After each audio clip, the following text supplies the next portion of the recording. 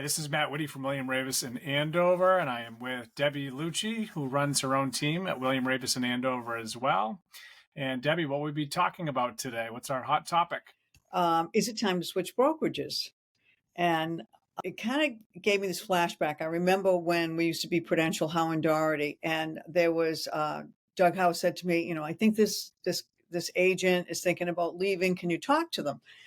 So I went up to the agent and I said to him, what's going on? And he said, well, I'm just not doing that well. And I said, well, is that your fault or is it the brokerage's fault? I mean, whose fault is that? So I think that comes down to it sometimes. Is the brokerage or the team giving you what you need? And if they are, then it might be you. Right. Yeah. Yeah. It's a little, let's say a little bit of self-reflection Exactly. before you jump over and say, oh, the grass is greener over there. They Yeah. must be getting leads from the company that I'm not Right. getting here, something like that. Right. So, I mean, I think it's very different now. There wasn't really teams back then, and it was more brokerages. And I think brokerages were operated very differently back then. I think, but if you like, what do you want? What do you want out of a team or a brokerage that you're not getting? Is it training? Is it leads? Is it mentorship? Is it admin support? Is it marketing? What is it? You know, and Yeah. and I think you and I are both recruiting at this time to grow our teams, and may Hmm. the best woman win, Matt. So We know who that's going to be. but I think it comes down to if you're not happy where you are, what is it that you're looking for? And just don't switch to switch, because I do see a lot of people, they switch brokerages all the time. And at that point, what happens is it's really probably not the brokerage. It's really just probably them. But, I've really been at the same place between Prudential, Howe and Doherty and William Raveis for like 26 years. So, Yeah, yeah, totally. But it's a good point though. Think about this: if an agent's going to switch, if they meet with you, since you brought it up, and they meet with me, and they meet with Peggy, and they meet with some other unnamed teams in town, my guess is they are not going to be the same. These yeah, teams are all so different, and we all offer different things and have different advantages and maybe disadvantages, and I think it's one of those things where they should be treating it almost like a listing appointment. it's true. And then, how does a team run differently than a brokerage? Do you want to be a single agent with, tons of freedom, you know, or do you want to be on a team and you may have to be more accountable because you're getting leads and you're getting a lot more support. So you got to expect that it has to be, the team's not going to give you leads if you're just going to take off to the beach for a week and not let anybody know, I mean, so you have to be a little bit more accountable. So I think it comes down to what you want, and there's Yep. all different levels. Your team runs very differently than my team runs, Mhm. and, but I think it depends on what you're looking for. I'm under the firm belief that I hate paperwork. Absolutely despise it. What would take our admin 5 minutes to do, I'll be sitting there for 30 minutes fooling around with it, trying to upload it, swearing at the copy machine, the whole thing. Yeah. So, I'm much better off if I have admin support, and the agents on my team have admin support. So my theory is, as I run my team, is if they have full admin support, what happens is they should be able to go out and sell more. So they should be able to make more money. So that's how I kind of run. Yeah, and I don't know anybody that's ever called and said I'm looking to do more paperwork. I really enjoy dot loop and files. No agent I've ever met enjoys that, and you're preaching to the choir because I can't stand it. I will say this though, and I know I shouldn't be doing this. I do like the marketing. Shout Mhm. out to Adam on your team. I Yeah. like marketing, and sometimes I think I am a marketing person, even though I'm not.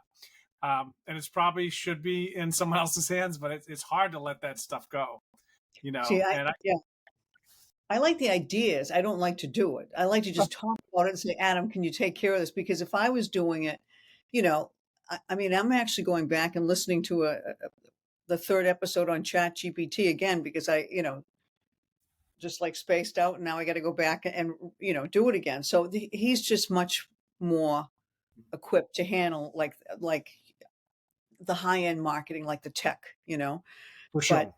yeah, so I think that that's some of the things that I like the ideas of things more like that. And I think it comes down to, I mean, do you want to be an individual agent? Do you like team support? I was talking to this woman today, and she was thinking about joining our team. And I said to her, as an individual agent, you get busy and you're listing property, and then you're getting it under agreement, and you're dealing with all that, and then you're doing the paperwork, and then all of a sudden you look up and you're like, I got nothing in the pipeline, and that's because you spent time doing paperwork instead of Yeah. actually selling real estate. So I think if you're thinking about leaving where you are, you really need to look. And it should be like a checklist of, Mhm. and they can't look at like just what's the split. Oh, Okay. such a big mistake. Yeah. Now, It's sort if of, somebody yeah, called me and says I'm thinking about joining your team, what's the split? The interview's over it's over. because they don't get it. Right. They don't get it. And, what happens is I've seen different people, they have like these super high splits, but they don't sell anything because they get no support. There's nothing. So nothing times, 100, whatever they get offered is still nothing.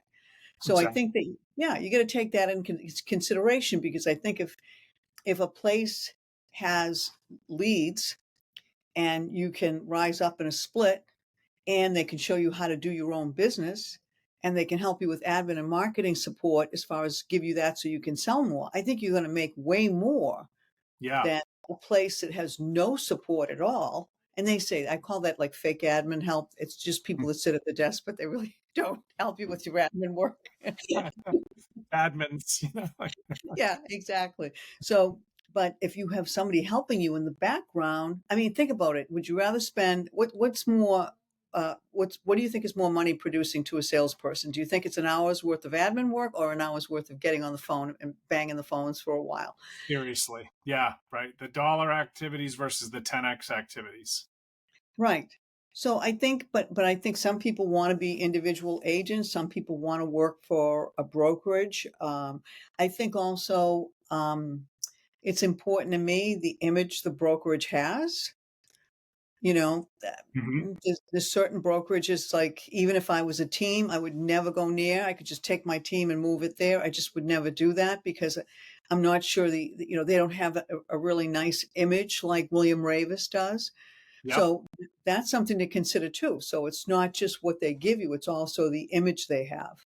Totally. And speaking of that, it's not always a struggling agent that has to be looking to switch brokerages. I was doing pretty well for a single agent at a independent prior to being at William Ravis, and I had met with Maureen Hines, our office manager, 2 years before I actually left.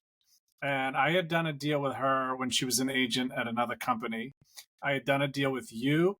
I had done a deal with Chris Doherty, and Kathy Searier, Mhm. Kyle, and I thought, and this is true, I thought, geez, everything was done right. And that doesn't mean we always agree on everything, but it was always done right. And I felt like I'm gonna be walking into the best office and I'm the worst agent. And that is a big deal. You know what I mean? When you walk in and you're like, I'm the worst agent in this office. And it's a true story. I never And thought of you that way. what's that? I never thought of you that way. Like, you're too nice. But I'll tell you, it's the office culture is important because the office that I worked at prior, I would walk in and nobody would be there except for the admin, and there's no infectious vibe of the office. It wasn't like a buzzing place to be. Yeah, and I think you like that kind of challenge when you're in, like what's going on. You like that, I can't imagine, if I didn't have other brokers in my office kind of, pushing me along there during the years. Everybody needs a kind of good like little challenge. Yeah, I think you and I have a little competition going now. It's yeah, not really spoken about a lot, but we I know. I feel like you make me want to make more phone calls. Well, I know you make me feel the same way, so it's a win-win. So, It is and a win-win. yeah, so I think you need that kind of culture going on in the office. And I have been offered office space from other companies, and you walk in, I mean, and there's nobody there, and there's nothing it's just like, I mean, I don't Yeah. know. Yeah, Yeah. you have to walk in and feel that excitement and the pressure and the competition and and I'll say this because not people that don't know our office and haven't been here, it is the furthest thing from cattiness and gossip and arguing, and it's just. And I'm not saying other offices that's what it is, but it's not that. I can tell you that right now. Yeah, obviously, I haven't worked for a lot of other offices, so I don't really know how they operate as far as, the culture in there. As far as I've been very happy here. I mean, I think that the boys from Prudential, Howe and Doherty always, they always ran a real tight ship. They hired people that got along well. They didn't care if you were a top producer, if you were a troublemaker. They didn't want you in the office. And I think William Raveis has carried that forward. So we have a really good culture here. You I know. believe I had done my very first deal with Chris Doherty many years ago, and he knew and he was very nice. He just knew I had never done a transaction. And he was very, very nice, and he was very helpful, and he was very professional, and I never felt as though he was, sizing me up and judging, and I always remember that. Yeah, he's never been like that. He's such a sweetie, Chris Doherty. He's such a great guy. Everybody loves Chris Doherty, Yeah. you know. But I think when you're thinking about switching brokerages, there's a lot of things that you need to ask yourself. And I think the first question you need to say is it me? Am I going to be better really somewhere else? Because you know what? When I think when an agent looks at a team or looks at a brokerage and says, I need this from them, more from them. It's their fault. I think, I mean, the brokerages can only do so much. Teams can only do so much if the person's not motivated to do it. So you really got to look in the mirror and say, am I motivated to do this? And if you are, and your brokerage or your team is not giving you what you need, then I think you're right. It's like going out in a listing presentation and here's my questions and then really trying to weigh everything. It's just like, if you're going to go for sale by owner, yeah, you may not have to pay the 5%, but what is that really costing you? It's the Yep. same thing, you know? True. And I was blown away about how people did listing presentations here before, because I thought mine was pretty good. And I'd be embarrassed to show people on the podcast what my listing presentation skills were prior. But when you get around other people that are doing very, very well, and you learn and you see, and just something, when Tony was working here, our old marketing rep, Tony was making these amazing open house packets, and I thought this is just insane I how know. much better this is. Yeah. And they're not all the same. Not all brokerages are the same. Well, did you ever see like, all right, so I'm just going to take, for example, maybe another profession. You ever see like a lawyer, for example, that works by himself all day long? He really doesn't grow as much as the person that's surrounded by people that are Hmm. doing things. He doesn't learn as much. Yeah. There's still lawyers out there that don't use, you know, electronic signatures. I mean, Right. I'm like, things like that. So I think it's good to be around an atmosphere, whether it's a brokerage or a team that's really moving and shaking all the time and that has good collaboration. I think you'll make a lot more money, you'll grow, you'll learn a lot. And you know what? You'll enjoy your job a lot more, you Yeah. know? You will. And think Yeah. about the coaching opportunities we've had just within the company, working with Al Philippone, and he's the great agent out of Connecticut, runs a massive team. He's been very successful, and he's coaching both of us and some other agents. And how Mhm. lucky are we to have him? And we Yeah. don't have to pay for that. I have stolen more of his stuff. He sends it to me and I have used his stuff and stolen it. And yeah, I mean, it's great. It's great stuff. And I think that, that's what you got to really look at when you're looking at a brokerage or a team and should you move or not. But I think you have to look in the mirror first and really decide if it's you or where you are. Yeah, definitely. Yeah, it's not a bad thing to take a look at moving when you're on the rise and you feel like, you know what, I think I've outgrown this place and my Yep. business is good and I'm moving on. But like you said, if you're struggling, you could struggle anywhere if you don't really dig deep to what the issue is.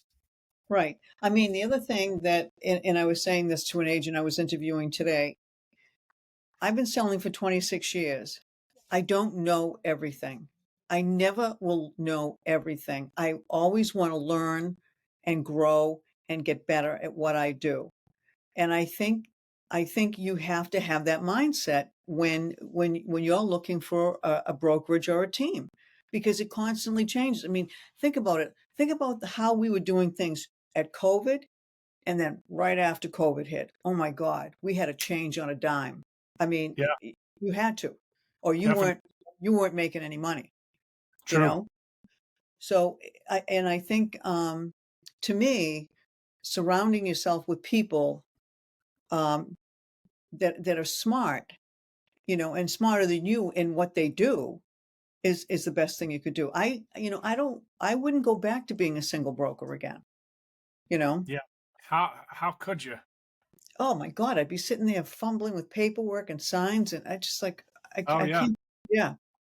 It's the Yeah. worst. And speaking of that, like you just said, it signs like when I got here, I talked to Jenny Nicholson, who's our great admin at the front desk, and I said, "Oh, where's the sign?" And I need to bring it to my car and drop it off at the house. And she's looking at me like, "What?" I said, "She goes, we don't deliver signs." I go, "We don't." And I, brokers, I always had the signs in my car, literally, dropping them off. That was just part of it. Right. It's Right. amazing to get used to. Yeah. So, I think that if what would you suggest if somebody is really to the point that, let's say, for example, they want to grow and they've just outgrown the place. Like, what did you do when you were kind of changing and you wanted to get better at what you were doing and grow? What did you look at? Yeah. I first of all, I will tell you this: I felt like I was cheating on someone when I met with another brokerage. Like I was sick to my stomach. You know what I mean? It's one of those feelings that I think if you have a soul, you never feel good about it. And I remember meeting with Maureen, like I said, 2 years prior, and then I met with her a year later, and then I called Val Previtt because Matt Previtt had done some work for me, the great general contractor. So I felt like I can meet with Val and get different perspectives from an Yeah. office manager and just a regular realtor. Hmm. And for me, that was like a big step, and I met with one other brokerage, but I felt like I just felt like it was the right fit at the right time. The hardest thing for me was if I have contracts or listings coming on, how to switch companies in the middle of that because I Yeah. always wanted to be done with the contracts. And Maureen was great. She just said that's never going to happen. You're Yeah. never going to not have something in the Right. pipeline. So Right. I remember I had whatever contracts I had, and I just moved and said I'll figure it out later. Right, right, and that's true. If you're, there's always something going on or just about to go on, and if you sit there and wait, you'll be sitting at that particular place you don't want to be for a long time. So, I've been recruited over a few places. They stopped recruiting me at a certain point, but uh, Big mistake. so, but I have been recruited by I think about 4 or 5 different offices, and I just I didn't I think the main thing that I love about William Raveis, this particular office in Andover, and I know it sounds kind of corny, but I can do everything else. I can't change the people in this office. Hmm. And I like the people in this office, you know. Hmm. My team is pretty much, self-contained because we several agents, probably like 8 or 9 on the team now. But everybody is very easy to get along with in this office. Maureen is very reasonable. I love Rosie, always love Rosie, you know. So I think that it makes you want to come to work and do a good job. You feel like you have that camaraderie. And I don't know about you, but like we have our own CRM program. Like I really don't wait around for the brokerage to do everything. I've never been one of those people. I've never expected, well, I work, for the brokerage, they owe me, blah, blah, blah. I've never been one of those. I'm sort of more like, what's new, what's going on? Okay, let's see if we can do this. So we have a great CRM program. I know you do too, Yeah. that you want for your team members. And I think that's extremely important. And Yeah, I we love have it.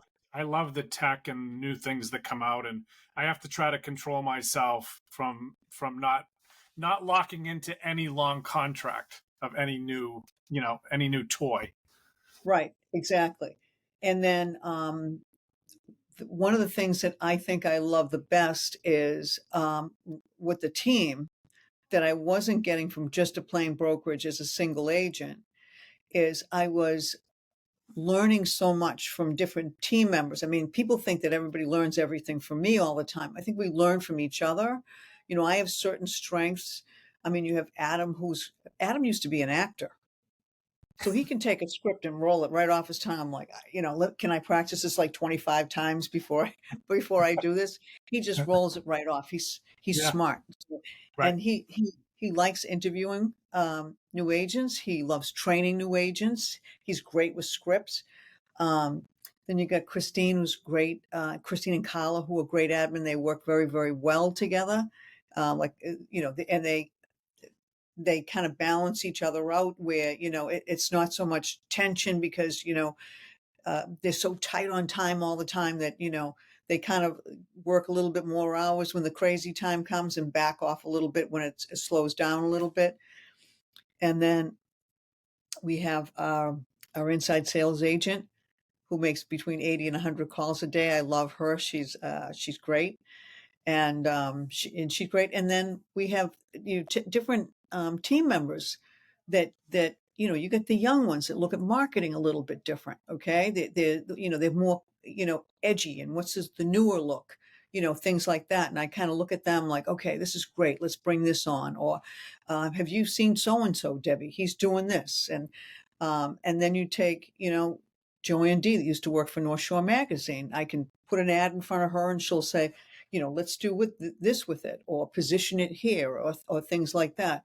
So to me, that's what I look for now. I wouldn't want to go back to be a single agent. I think that we're much more productive together as a team. And, you know, Yeah, that's what I like. But, not I, everybody is, yeah, I'm the yeah. same way. Like I value the phone calls when they come in from the team when they say, Yes, "Hey, me can we too. talk about this? Can we brainstorm with this?" And it's not like you said. It's not me saying this is the way we do it.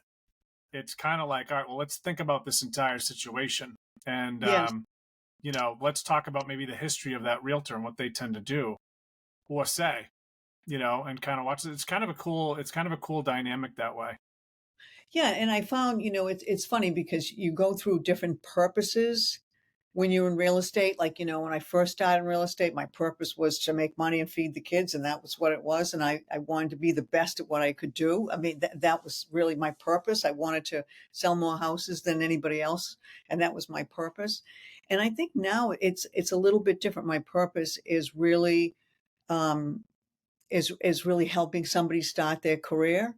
And if they're motivated, see them take off, and that gives me a high. And how can I help them as far as what do you need to get out there? It's like, what do you need for battle? Let me get you the guns and the knives for you. And let me, and it's a different high for me. So when they go out, they're extremely well trained, they're extremely capable, they have everything they need. So it's just different. But Yeah, I think about when you first started your team. I mean, like you're in a different position now than when you first started your team, right? yeah, yeah, definitely. Right, I did it out of necessity because I couldn't get anywhere. I'm right. like, I can't be at these two places. I had never had any ambitions of starting a team. I started a team because what was happening was I had a lot of listings, and then buyers would call on the listings, and I could call the buyer back maybe once, but I couldn't keep going after them over and over and over again. So I'm like, this is crazy. This is not good for my sellers. This is lost business that another agent could get. So that's how I kind of started a team, and When did you why. start the team? Because my guess is when you started, nobody was doing it. I think Peggy started before me. I think Kathy Sirius started before me, just slightly before. I had kind of the mindset, geez, I don't want to manage people all day long, but this is a different caliber of person. They don't need to be managed all day long. They just do their And job. they don't want to be, No, right? I mean, right. we don't want to manage people, No, and no, if you're going to be lazy on a Tuesday, that's your problem. You'll find out what right. happens 30 days from now. Nothing closes. you know? Exactly. Exactly. Yeah. So Well, how do I, people get in touch with you? Because I know we're running out here. We got a couple yeah, minutes, so I want to be mindful of your time. I know you have an appointment. yeah. So, how do people get in touch with you if they want to reach out and ask you some questions? And I'll say this too: you can meet with either of us confidentially. You don't need to worry about who's going to know what because we're not into gossip. So, how would they reach out to you?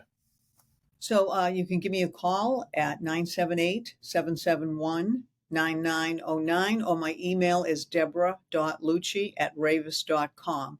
And again, Matt, you and I are both trying to hire and grow our teams and get to the next level, because if you don't, you fall behind. So For how sure. can they get a hold of you? Yeah. So my cell phone's 978-273-0099. And I'm at matt.whitty@ravis.com. So yeah, reach out to us, and we'd love to interview you back to back. We're in the same office, so come That's on right. in, and we look forward to seeing you the next time.